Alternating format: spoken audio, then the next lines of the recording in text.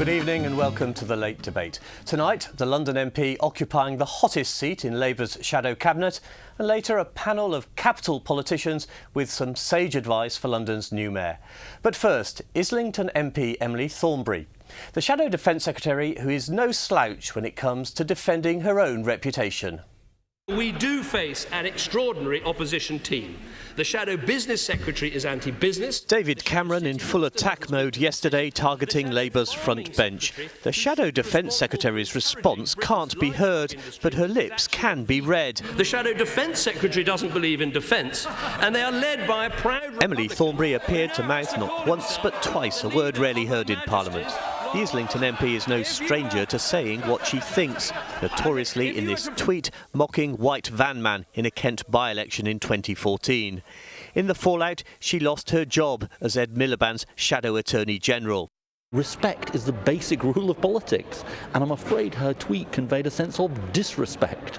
And, you know, I think there's nothing unusual or odd, as her tweet implied, about having England flags in your window. I made a mistake, I've resigned, and if I've upset anyone or insulted anybody, I apologise. Thornberry has been the Labour MP for Islington South and Finsbury since 2005. Not long after, she trained for a 400-kilometre Arctic trek with other MPs. The charity fundraising effort involved being pulled by huskies through daylight and at night. I haven't got any night vision. I don't think I ate enough carrots when I was a kid or something. But I just couldn't. I kept going off in the wrong direction. Thornberry's neighbouring MP in Islington North would one day come to her rescue, plucking her from backbench exile in January and appointing her to the senior post of Shadow Defence Secretary, although she seemed a little puzzled. I don't know why Jeremy gave me this job, but I know that I'm really honoured to be doing it. Well, Emily Thornberry joins me in the studio. The first thing that struck me about watching that footage from the Commons yesterday was there's a question. Did you challenge authority when you were at school?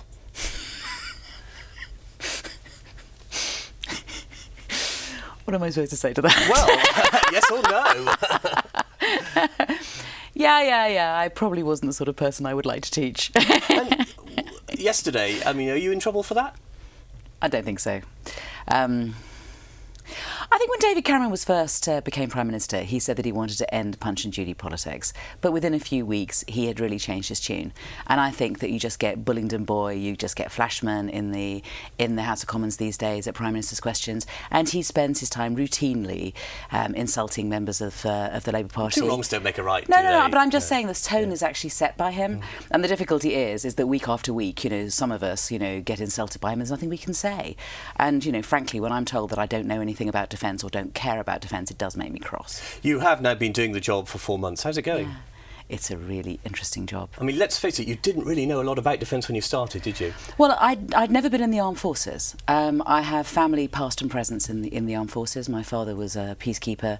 I had done a number of court-martials. In fact, I was given the honorary title of Lieutenant Colonel because of the work that I'd done with the armed forces. So I'm not quite such a sort of, you know, black and white figure as people think that I am. I actually have quite a lot more experience than people think. You're in charge of the Defence Review. Yes. Where's that going? What have you found out? So what I'm doing is it's Labour Party policy for us to have a review. Obviously, we hope that we'd be doing this in government, but we're not. But it is important that we look at 21st century threats to Britain and the best response to them. So what I'm doing is I'm doing a review that will take as long as it takes, but I'm trying to make sure that I publish an interim review in May or June that will feed into the party's policy-making process. You famously, of course, like Jeremy Corbyn, are unilateralists. A large number of the Parliamentary Labour Party favour Trident, favour an independent nuclear deterrent. How do you square that circle? Well, I think, first of all, in the 1980s, my mum went to Greenham Common and I didn't go with her because I didn't think at that stage that it was right for us to lose our nuclear weapons. When there was the vote in 2007 on whether we should have the successor class, I voted against it. So I don't think it's quite right. I think this kind of unilateralist, multilateralist actually isn't really a very meaningful term these days. I think what's important is that before we make such a big decision about whether or not we make the single single biggest investment choice that this government's going to make, that we look at all the options and we look to see, how much is it going to cost, which they won't tell us at the moment, how much will it cost to maintain, how much will it cost to get rid of the previous boats, and will it be meeting the 21st century threats, and also, given that these submarines won't hit the water until the 2030s and will be expected to defend us until the 2060s, will they be out of date during that period? You were mocked a little by some of your Labour Party colleagues for talking about drones being able to take on nuclear submarines. Have you revised your thoughts on that? No, the point I was trying to make was that at the moment people say that the Rolls-Royce of nuclear deterrence is to have them on submarines that can hide in the oceans and they will not be able to be found. The question is, will 21st century technology overtake that? So there are a number of threats to submarines, and actually, although at the moment submarines can hide in the oceans and no one can see them, fleets of drones connected to some of the satellite technology, there is a series of different threats to the submarines, and actually the Chinese, the Russians, the Americans are investing billions in this technology, and it is expected that they will reap some rewards from that. So the question is, if we're betting the farm on 4 nuclear submarines, is that the right thing to do? We saw you in the Commons yesterday during the Queen's speech. Among the measures mentioned by the government was talk about modern transport, driverless cars, drones delivering things around the country, spaceports. What do you think of all that? Well, I think that it is, we have to be on our toes, as I say. I think that life is changing, and I think that, personally, I would rather have, if we were involved in a battle, I would rather have a drone being responsible for an attack than sort of 4 frightened 19-year-olds. I think that, if drone technology can keep our people safe and can do what we want to do, I don't have a problem with it. We have to make sure that we're clear about the law. We have to make sure that we're implementing the law properly and we're doing it within the confines of that. But actually, I think that we should take advantage of all new technology, That's the way warfare has always been. You just take advantage of what's coming around the corner, and you do your best not to fight the previous wars. You have to look at how warfare is going to change. You're a lawyer by training. Yes. You know about the human rights issues involved with drones being used to attack civilian targets. That's a difficult one, isn't it? Well, the difficulty is not the drones. The drones are just, there's a little bit of a distraction.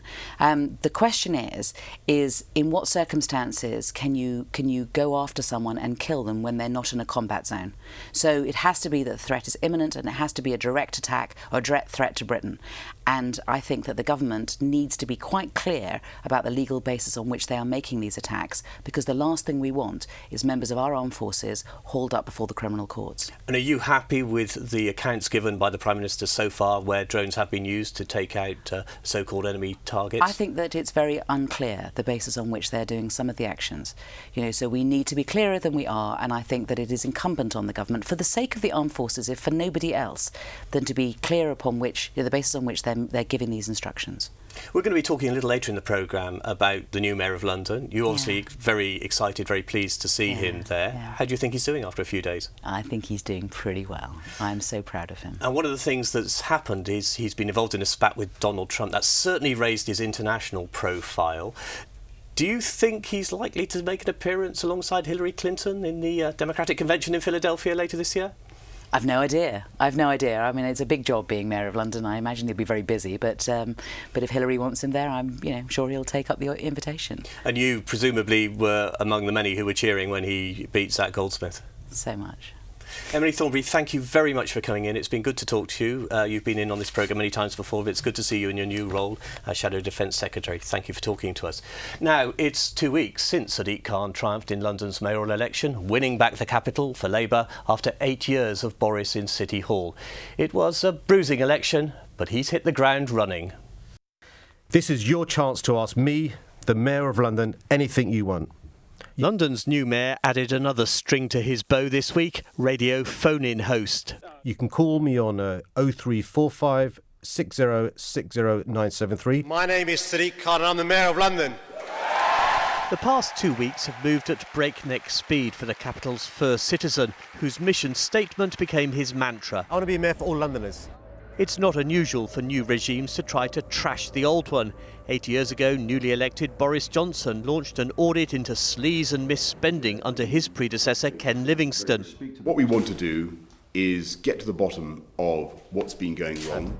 The new mayor was no different, launching an audit into Boris Johnson's affordable housing legacy. I've been shocked by the findings. The cupboard is bare.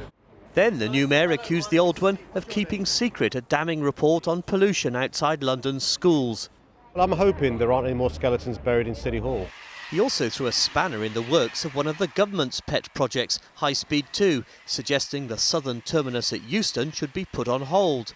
In the interim, it's possible for there to be a station at Old Oak Common, really good links with Crossrail, really good links with Heathrow Airport.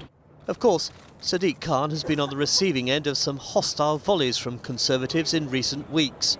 He shared a platform with an extremist who called for Jews to be drowned in the ocean. He got his revenge at the ballot box. I therefore declare Sadiq Khan to be elected as the new Mayor of London. Let me again congratulate Sadiq Khan for his victory and say how much we're looking forward to working with him on the issues that matter to Londoners, whether it's transport or housing or keeping London safe.